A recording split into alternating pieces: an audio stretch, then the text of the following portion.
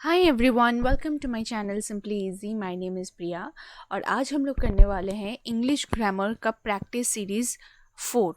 ठीक है, ये अपना सीरीज़ नंबर 4 है। तो बेसिकली अभी हम लोग क्या करने वाले हैं, हम लोग ग्रामर प्रैक्टिस करेंगे, लेकिन ये किसके लिए बेनिफिशियल है? ये सारे लोगों के लिए, जो भी बच्चे स्कूल के एग्ज़ाम देने वाले हैं उनके लिए बेनिफिशियल है, जो कम्पिटिटिव एग्ज़ाम्स की तैयारी करे, जैसे कि एसएससी सीजीएल हो गया, आईबीपीएस पीओ या क्लर्क या एसबीआई जो भी है। ठीक है, इन सारे के सारे कम्पिटिटिव एग्ज़ाम्स के लिए बहुत ही हेल्पफुल है। और जो लोग स्पोकन इंग्लिश की तैयारी कर रहे हैं या जो अपनी ग्रामर को और ज़्यादा इन्हांस करने की कोशिश कर रहे हैं, तो उनके लिए ये वीडियो जो है बहुत ही अच्छी होने वाली है। So we are having 16 questions for today. तो आपको इन 16 क्वेश्चंस में से देखना है कि आपके कितने आंसर सही हो रहे हैं। सो आप अपना स्कोर कमेंट में ज़रूर लिखना। देखो, अगर आपको इवन इफ अगर कम मिलता है, अगर 2 भी सही होता है, 3 भी सही होता है, तो उसको लिखो। तो इससे क्या होता है कि नेक्स्ट टाइम ना आप जब ऐसे कमेंट करोगे तो आप सोचोगे कि नहीं, पिछले बार मेरा रैंक थोड़ा सा कम हुआ था, मतलब स्कोर कम हुआ था। So what you will do, you will try to enhance your skill. आप और अच्छे तरीके से प्रैक्टिस करोगे, फिर देखना आप ही में इम्प्रूवमेंट होगा। ठीक है, तो ये चीज़ ज़रूर करना। तो चलो अभी हम लोग क्वेश्चन शुरू करते हैं। तो देखो, ये एक पैसेज दिया है मैंने। ठीक है, अब ये इस पैसेज के बीच बीच में मैंने गैप दिया है, जैसे हम लोग देखना करते हैं ना, फिलिंग द ब्लैंक्स, वही गैप फिलिंग। ठीक है, तो इस पैसेज के बहुत सारी जगह पे गैप्स है, ब्लैंक्स है, तो आपको उन्हीं ब्लैंक्स को फिल करना है। तो जैसे देखो यहाँ पे है ऑप्शन, क्वेश्चन नंबर 1। तो इसका देखो 1 के 4 ऑप्शंस दिए हैं मैंने, इन, ऑन, एट, ऑफ। तो इन चारों में से कौन सा ऑप्शन यहाँ पे एप्ट होगा, कौन सा अप्रोप्रिएट होगा, जो आपको बिठाना है वो बिठाएंगे। ठीक है, अब आप एक काम कर सकते हो, you can pause this video and आप उसका आंसर अपने कॉपी में नोट डाउन कर लो। फिर उसके बाद जैसे जैसे मैं मिलाती, मतलब आंसर बोलती जाऊंगी, आप उसको चेक करते रहो।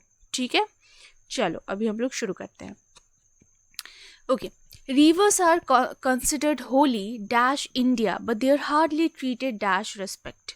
तो rivers are considered holy dash India, ये क्या है, कंट्री का नाम है। तो इसके लिए हम लोग क्या बोलेंगे, इन इंडिया। ठीक है, हमारा करेक्ट ऑप्शन है in India, right. Okay, but they are hardly treated dash respect, उनको रेस्पेक्ट के साथ बहुत ही कम ट्रीट किया जाता है। तो साथ का मतलब क्या है, विथ। सो अपना करेक्ट आंसर है ऑप्शन नंबर, क्वेश्चन नंबर 2 का विथ। ठीक है, rivers are considered holy in India, but they're hardly treated with respect. Okay, all kinds of dust and filth find dash way into the rivers. जितने भी तरीके के dust हो गए या फिल्ड हो गए, वो सारे के सारे जाके कहाँ पे जमा होते हैं, रिवर्स में होते हैं। तो ऑप्शन नंबर, तो क्वेश्चन नंबर 3 के कितने ऑप्शंस हैं, देयर, धीज, इट्स, ओवर। तो इसका करेक्ट आंसर है देयर। ठीक है, देयर बैठेगा।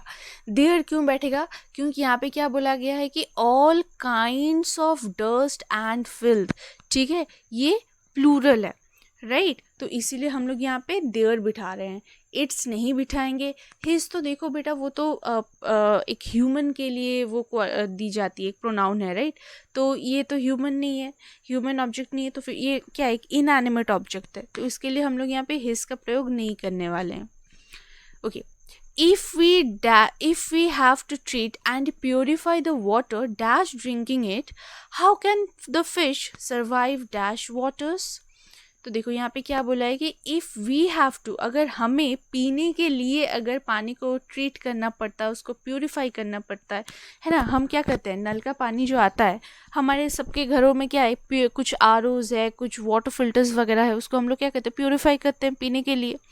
तो सोचो, अगर हमें पीने के लिए अगर उसको प्यूरिफाई करना पड़ता है, तो जो जानवर, जो फिश वहाँ पे रहते हैं, वो कैसे सर्वाइव करेंगे।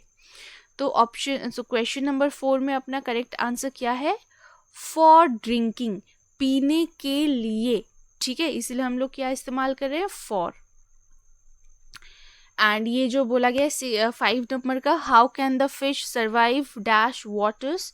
अच्छा, ये जो वाटर्स है ये तो आप बोलोगे कि मैम ये तो ये काउंटेबल नहीं है, तो इसके लिए हम लोग यहाँ पे मतलब सिंगुलर प्लूरल क्यों करते हैं? ये तो अनकाउंटेबल है ना, वाटर तो अनकाउंटेबल है, राइट। बट यहाँ पे हम लोग वाटर्स का मतलब क्या समझ रहे हैं? वाटर बॉडीज, ये जो रिवर्स वगैरह हैं, ये हम यहाँ पे कहना चाह रहे हैं, तो उसके लिए हम वाटर्स बिठा रहे हैं। नदी में कितना पानी है उसके लिए नहीं बोल रहे, वो तो अनकाउंटेबल है, right.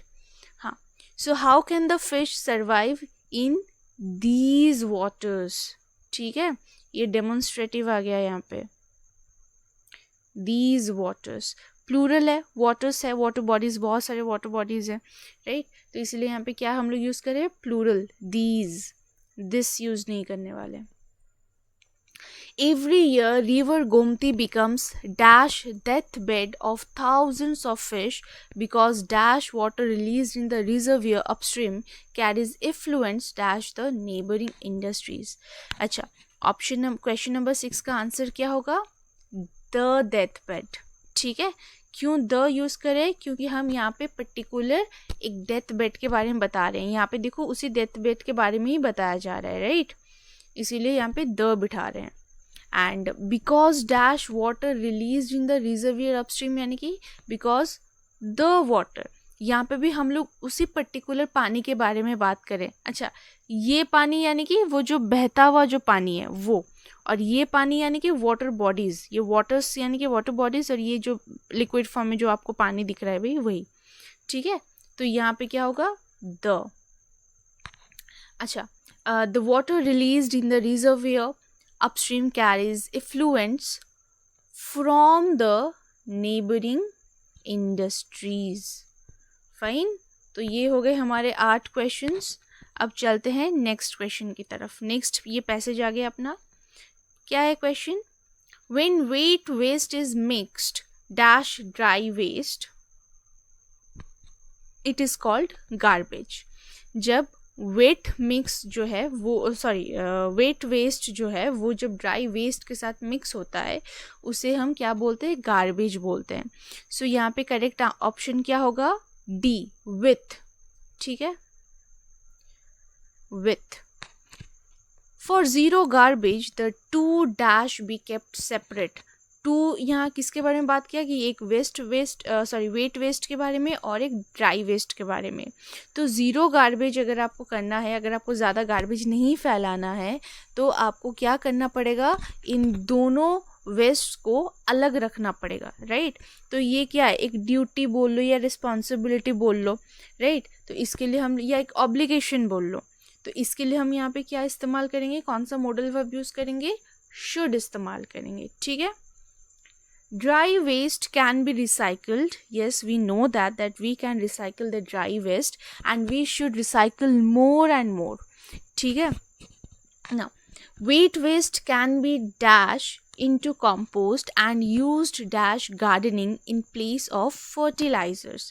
So, wet waste can be dash into compost यानी कि क्या होगा? make, turned, mixed या stirred. स्टर्ड का मतलब है यही मिक्स करना है। देखना वो चाय में जब हम लोग चीनी घोलते हैं तो चम्मच को किस तरीके से वो मतलब स्विल मोशन में घुमाते हैं ना, तो उसको कहते हैं स्टर करना, ठीक है। सो अपना करेक्ट आंसर होगा turned.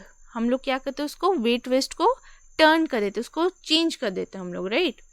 So wet waste can be turned into compost and use dash gardening in place of fertilizers.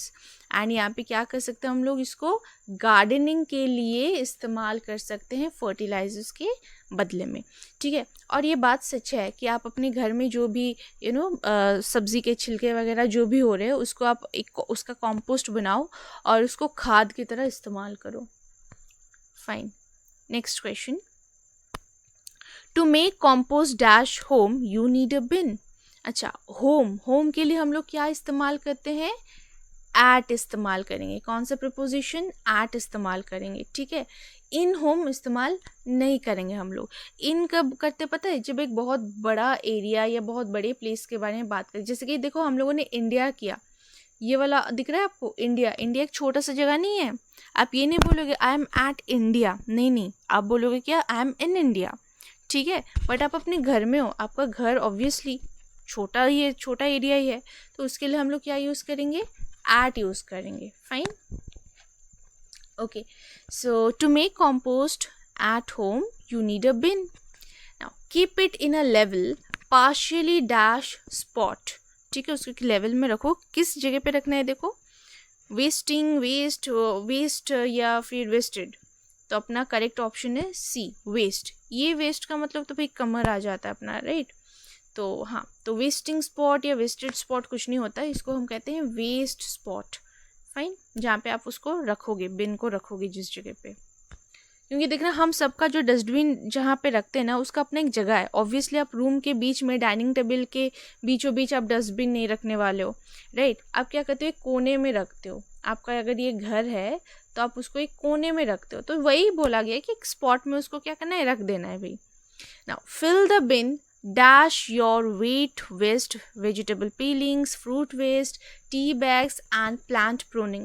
तो अब उसको क्या करना है, उस बिन को क्या करना है, हमें भर देना है। किस चीज़ से, वेट वेस्ट से। वेट वेस्ट का यहाँ पे एग्जांपल दे दिया गया, देखो वेजिटेबल पीलिंग्स वगैरह ये सारी चीज़ें हैं वेट वेस्ट, तो उसमें भर देना है इसके साथ। तो हम क्या करेंगे, विथ, ठीक है। हम क्या यहाँ पे बिठाएंगे, with बिठाएंगे। You can add offerings made at temples such as fruits and flowers dash commonly end up polluting water। अब देखो एक बात सही है, हम हमारे देश में हम भगवान को बहुत मानते हैं, हम नदियों को भी बहुत मानते हैं, पर नदी को हम लोग क्या करते हैं, माँ के हिसाब से देखते हैं। माँ बोलते हैं ना कि नदी हमारी माता है, राइट। बट एक्चुअली में देखना, जिस जगह पे नदी को माता के हिसाब से माना जाता है, उस जगह में नदी को ज़्यादा पोल्यूट किया जाता है, क्योंकि जितना भी विसर्जन वगैरह जो भी होता है, इतने सारे जो भी मतलब वेस्ट वगैरह जनरेट होते हैं, हम सब उसको नदी में डाल देते हैं बिना सोचे समझे कि नदी को कितना ज़्यादा प्रॉब्लम फेस करना पड़ेगा। देखो नदी में जो एक्वाटिक जो एनिमल्स हैं उनको बहुत ज़्यादा दिक्कत होता है, वहाँ का बायोडाइवर्सिटी बर्बाद हो जाता है, राइट। बट हम लोग ये सोचते नहीं है, हम लोग ना वो आस्था में चले जाते हैं। देखो भगवान से प्यार, ये जो भी है, श्रद्धा वगैरह सब सही है, सब अपनी जगह पे सही है, बट उसके लिए हमें मतलब हमारे मदर नेचर को पोल्यूट नहीं करना है, राइट। तो देखो यहाँ पे क्या बोला है कि जो तुम मतलब वाटर में जो विसर्जन करते हो जो चीज़, उसको वहाँ पे ना फेंक के, पानी में ना बहा के, उसको क्या करना है, उसको इसी बिन में डाल देना है। फाइन, तो यहाँ पे हम लोग क्या बिठाएंगे, you can add offerings made at temple such as fruits and flowers dash commonly, यानी कि जो लास्ट में क्या होते हैं, वाटर पोल्यूट कर देते हैं, राइट। तो इसका हम लोग क्या बोलेंगे, विच, ठीक है, which commonly end up polluting water. यहाँ पे हम लोग दैट का इस्तेमाल नहीं करने वाले, हम लोग करेंगे क्या कि विच कॉमनली, यानी कि जो नॉर्मली क्या करता है, वो वाटर पोल्यूट करता है। सो या दैट इज़ इट बच्चा। तो आज हम लोगों ने कितने टोटल 16 क्वेश्चंस कंप्लीट किए हैं, and I am very sure आपने बहुत अच्छे मार्क्स स्कोर किए होंगे। So write down in the comment section, and yeah, that's it. Thank you so much. But if you're new in this channel, so make sure you subscribe to this channel, because you're going to get lots and lots of such videos in your future. And yes, if you like this video, do give a like, because that gives me more motivation, right? And also share it with your friends. Let's make our family bigger. Okay, so yeah, so thank you so much. Bye bye, take care all of you. And let me tell you one fun fact. अभी पता है कितना बजा है, 2:44 AM, यानी कि रात, मतलब वही 3 बजने में 15 मिनट के करीब बाकी है, ठीक है। इसलिए आवाज़ थोड़ी अजीब लग रही होगी आपको। खैर, so because I don't get time enough, तो मुझे अभी इसी टाइम पे वीडियो शूट करना पड़ रहा है। सो या दैट्स इट चिल्ड्रन। सो कुछ पर्सनल चीज़ें भी शेयर कर दिया मैंने। Fine, okay, that's it. So bye bye, take care all of you, and yeah stay tuned, bye bye.